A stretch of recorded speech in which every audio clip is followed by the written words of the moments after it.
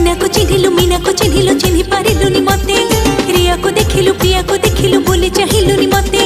जीवन रे तोर एई प्रेम मोर थिला काळे बेसी दामी मीठा मीठा कथा कहि कहि मते करि देलु बेईमानी